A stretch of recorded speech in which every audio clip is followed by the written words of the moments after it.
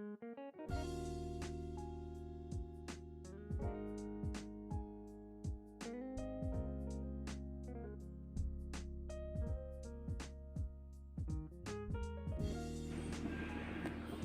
అండి, భవానీ వంటింటికి స్వాగతం అండి. ఇది ఇప్పుడు బెల్లపన్నం వండుకుందామండి. దానికి కావాల్సిన పదార్థాలు చూపిస్తామండి. ఇది 1/2 కేజీ బెల్లం అండి, 1 గ్లాస్ పాలు అండి, ఇలాచి, కిస్మిస్, ఈ జీడిపప్పు అండి, పచ్చి కొబ్బరికాయ తీసుకొచ్చి కొట్టి ఇట్లా ముక్కలు చేసి పెట్టుకుందామండి. ఇప్పుడు అన్నం ఉడికిందండి, చూపిస్తాను. అన్నం బాగా ఉడకబెట్టుకుందామండి. ఇప్పుడు చూపిస్తాను మీకు. బాగా చిమట పెట్టుకోవాలండి అన్నం.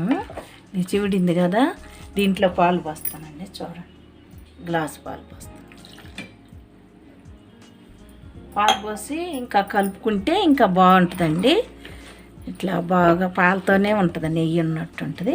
ఇప్పుడు కొద్దిసేపు దాని తర్వాత ఒక 5 నిమిషాలు ఆగినాక బెల్లం, కొబ్బరి అవన్నీ వేసుకుందాం. కొబ్బరి కూడా వేస్తున్నామండి. కొబ్బరి కూడా వేసుకుంటామండి. కొబ్బరి కూడా ఉడుకుద్ది కదా.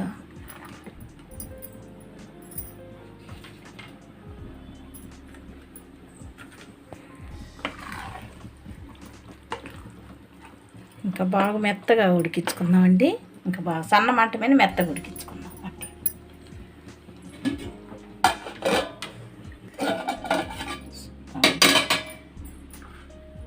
ఇలాచి అన్నీ మెత్తగా చేసుకున్నామండి.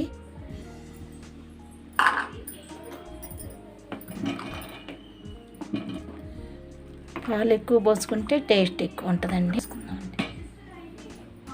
బెల్లం అండి, బెల్లం వేసుకుందామండి. అంతా తురిమి పెట్టుకున్నానండి. దీన్ని సరిపడ మనం కలుపుకుంటా వేసుకుంటాం.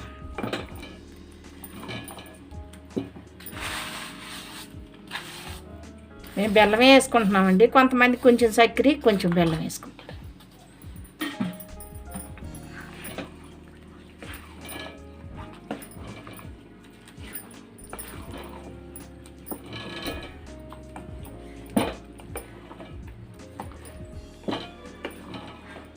పాలు ఎక్కువ వేసుకున్నాం కదండి, టేస్ట్ ఎక్కువ ఉంటుంది.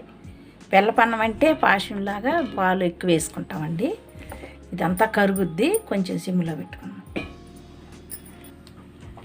అయిపోయిందండి. కొద్దిగా మనం పలసగానే ఉంచుకున్నామండి. పిల్లల స్పూన్ తోటి తింటారు, బాగా టేస్ట్ ఉంటుందని. ఇప్పుడు వేరే దాంట్లో తీసుకొని మీకు చూపిస్తాం. అయిపోయిందండి. చూడండి, బెల్లపన్నం ఇలా వండుకుంటారండి ఆంధ్రాలో. ఈ కిస్మిస్లు, బాదం పప్పు ఇవన్నీ కూడా నేతిలో వేపించుకొని దీని మీద గానివేజ్ చేసుకున్నామండి. ఇది గంటలా మీకు నచ్చినట్లయితే లైక్ చేయండి, షేర్ చేయండి, సబ్స్క్రైబ్ చేయండి. బాయ్ అండి.